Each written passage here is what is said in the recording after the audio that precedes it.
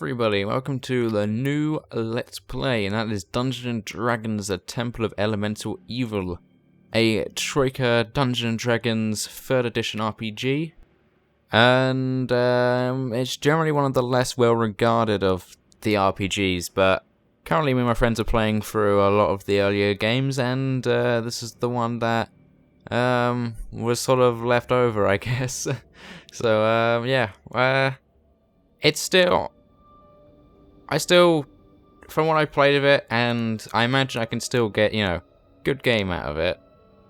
It's not god awful, and I am using a mod pack for Circle of 8 mod pack, I believe, the standard version, and all that does is it's letting me now play it in a HD resolution, which is that's why the FMV cutscenes were in such a weird window. So that might be probably if you're watching on a smaller screen. But everything else should be in actual proper HD resolution. Yeah, and it makes a couple minor changes, I think, to the game. Like, it makes it slightly closer to actual D&D rules. I think it's this 3rd edition. Only D&D books I've already read for 3.5. So, well, to know most of the stuff. But anyway, I already know how to play, but we'll get all anyway for any of those of you who are unsure of how this game works. So if you know Dungeons & Dragons, this game does implement it as a video game, so it's not exactly the same. Although this probably follows Dungeons & Dragons closer combat-wise than a lot of the earlier RPGs, as we'll probably see when we get into a fight here. Come through the entrance of the cave, and the floor quickly turns from dirt to slate. The walls transform from natural rock to layered brick and stone. The air grows heavy with every step you take. There is no question that evil lurks here. I'm not sure what I'm going to do yet about dialogue. I don't know if because I can't voice act at all, and it might be bad if I just read all the dialogue. So for at least the early part, I might change up reading, not reading, and we'll see what people want me to do for the rest of the Let's Play going on. I might just skim stuff. But yeah, okay. I already know how to play, so we'll just go through. We've got one character here. This won't be one of our actual characters we take on the main campaigns. It's just a tutorial guy. Unfortunately, I can't rebind the keys of this game, so my movement keys are kind of inconvenient because my microphone's a bit in the way. Go into the room and notice a chest against the wall. You're surprised to see that this chest is in such good repair. You also notice a sturdy door to the northeast, also appearing in much better condition than the wall surrounding it. Such a character, left click on the chest, yeah. Yeah, I'm also looking after some dogs at the moment, so I might have to pause the video at times to handle situations. But other than that, hopefully I'll be relatively interrupted, because I've got the house to myself tonight, so... yeah, bulk recording. That's what I wanted to do. The chest is locked. Alright, so we can right click to do our additional actions. I'm not even sure what class our character is. Let's try and open lock. Can you do this? He doesn't look like a rogue. Maybe he is, though. Oh, he's good enough. How good he may be, he's good enough, apparently, to get into this. Yep. Take all the gear. There is a little bit of weirdness with moving the items around the inventory. They sort of vanish when you're dragging them. I don't know if that's a feature of the normal game that was kind of wrong, or whether that's just, something that's weird with playing it in HD resolutions or not. It's hard to tell. Of course. With this game this game was also, actually what the Circle 8 mod pack also does is fixes a lot of bugs, because this was another RPG by Troika, as in every single Troika RPG, and so it was very buggy when it was released. Not to the level of my other Dungeons & Dragons RPG I got saddled with, Descent to Venom RPGs. I got all the worst, didn't I? But yeah, there were definitely problems with it. I guess if I get through this without crashes or anything. Funny bugs, yeah, we probably can see some of those. I don't mind that too much. Okay, giant rat. Okay, so combat. Combat, unlike in, that's why I say it follows a bit more closely. Unlike things like Baldur's Gate, combat is not real time. The combat goes in turn-based. And we get a full action. Is there 2 full actions? Actually, I don't know exactly how the combat works. But yeah, basically, we kind of get 2 full actions. We do movements and we can do attacks. And we right click on enemies. we get extra options. Unfortunately, I'm not quite sure what all of these do. I'm going to be honest, because I've not played a fighter. Or okay, I can work out what a coup de grace is at least.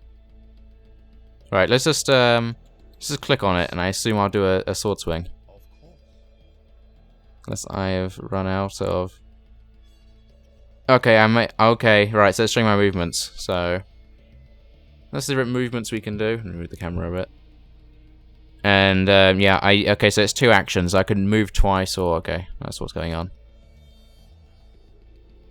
So I guess I just sort of stuck myself next to it, right? And things happen in initiative order, and so everything's turn-based. You see the scrolling turn list at the top. You will get a lot of characters in your party in this game, so you'll see that list get quite full. Okay, so I just need to do 2 attacks in a turn. Which, yeah, makes sense. 5-foot step. I'm guessing this game has attacks of opportunity then, if it's going to let me do 5-foot steps, because otherwise there's no point. Yeah, okay, there are attacks of opportunity. I might as well experiment now when I'm fighting a giant rat. God damn it. It's a giant rat, man. There we go. This game is also really difficult. We killed a rat. We're victorious. As we'll probably experience as we get a bit further into the game. Found a key. The logbook, I'm not putting inventory. Would you like to skip this notification when you find more keys? Yes, of course. I understand what keys do now. Right.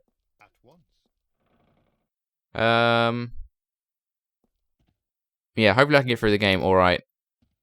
I'm gonna rely on my years of experience of RPGs to get me through this. As you wish. I don't think I can sent to on a mountain. Okay, I knew the first part of the tutorial. I haven't done this part of the tutorial. I did the start of the main campaign, and I didn't realize the well, I'll get on to that when we actually get to the main campaign. I think this first video I'll just do all the tutorial. Oh my god.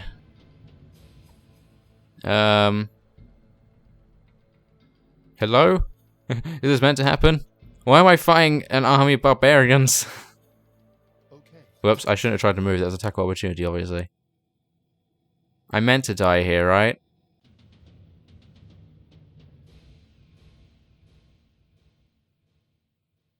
What? Alright, let's just go do the game. I know how to play. You got the combat and stuff understood from that, hopefully, somewhat. We'll go normal. Okay, there's also something else I want to comment, actually, which I forgot to say at the start. The intro cutscene. That did not fill me with fear. That made me think the main villains of this game are pushovers, to be honest. You just saw them get completely, like, destroyed. Okay, so I've already gone ahead and made the adventuring party I'm going to be using. It's based on the current 3.5 edition party that I'm using with my friends. With a slight modification, because there's a 5-person party, and I wanted a tank, basically, so I added in a Barbarian Orc from my friend's Let's Play series of Neverwinter Nights. And so, I guess we got to add these in order. We're technically a neutral good party, and I didn't get the alignments quite the same, because this game, if you're playing neutral good as a party, which is just the alignment I usually pick now, because I play the good guys all the time, you kind of get limited by like what alignment your party members can be. I was hoping you'd kind of be able to show my people's stats somewhere. I guess I'll just get this all done in the first video then. Maybe I do view? Oh, okay, yeah, there we go. So I'll go through people's stats, and then I know the first video is a kind of short little introductory to the Let's Play. So let's have Uncle Bugram, who's our barbarian. Yeah, stats here. I don't really like his dexterity. I think his dexterity is probably a little low. So he's gonna be pretty slow when it comes to initiative. I think Dex might affect his yeah, his initiative is +1. Is that primary? Is that his to hit bonus? I can't be sure, you know. I assume that is, because that primary weapon, I guess, offhand. meh. Because, yeah. I don't know if Dex affects how often you hit or not. I think it did in the second edition. I don't know if it does, is if it has as big an impact here. He is smarter than actual Agabuggerum was. It's not very charismatic, though. He should probably not do the conversation, even though I'm making him the party leader, because he is the tank. Yeah, it is a roll up your stats sort of system, and even though I did do some rerolls, I did not get the best rolls for characters. And also, I got to think he is level 1 as well, so he's going to be less powerful than the characters using at the moment where we started at level 3. Yeah, AC 11, that's pretty pitiful, but again, he is level 1. And yeah, he's a chaotic good barbarian. Next, we should probably take Warwick Axiger, who's a fighting cleric, essentially. Though, saying the fighting cleric, he's still basically mostly heal spells, but he's a dwarf, so he can handle himself in a fight pretty well. In fact, he's almost as good as Agabuggerum is. Well, he's nowhere near as strong, to be honest, but, you know, half-foot barbarian will do that to you. Slow, though, because he's dwarf. I probably should have thought about that. He's even less charismatic. Oh, that's a mistake. Oh, I should have swapped wisdom and charisma around. Yeah, my party's not optimal, but, yeah, we're gonna see how far we get. Because I just realized, I remembered, 3rd edition, I'm pretty sure Turn Undead's based on charisma. And, yeah, so charisma's actually more important than intelligence. Although having 7 intelligence, I think it has some of its own negative impacts. And I'm not the most knowledgeable person when it comes to D&D. Which is a problem, because I think this is like, out of all the Dungeons & Dragons games, this is probably the one you need to be the most knowledgeable for. Because it is the one that sort of follows the systems the closest to the whole how combat works and everything, and it is ridiculously difficult. Alright, next up we have Hawkins, our chaotic good rogue. Oops, I forgot to stick his stats as well. Here are his stats. He's kind of an all-rounder. He's pretty much worse than everyone is. He's not very streetwise, but I think that goes along with the actual character. He's got better armor class though than Agabuggerum, so meh. But yeah, he's a kind of fighter.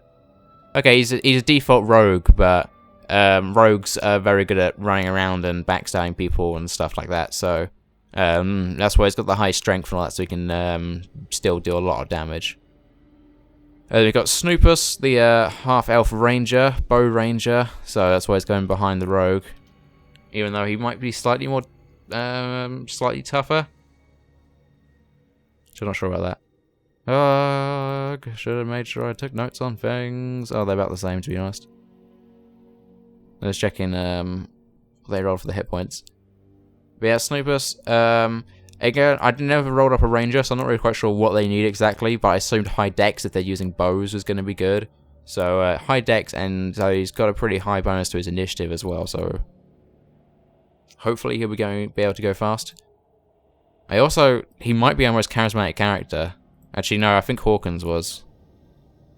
Please say Hawkins has got a decent charisma. 30, okay, I don't think we're going to be doing too much with charisma in this game, because I'm pretty sure I'm not very good at it, am I? Oh, never mind, I'm the best at charisma. Yeah, this is my actual character from D&D 3.5 edition at the moment. Stats are slightly different because I rolled different die. In fact, he is far smarter and tougher than he actually is in normal D&D, but also his wisdom and dex are lower. But yeah, he also has a higher armor class than the barbarian, right? I guess it's just because he's a gnome, so he's hard to hit, basically.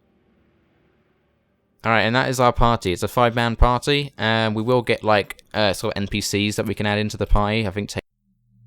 And, yeah. Alright, I'm going to end this part off now, so next time we'll actually be starting Temple of Anvil to leave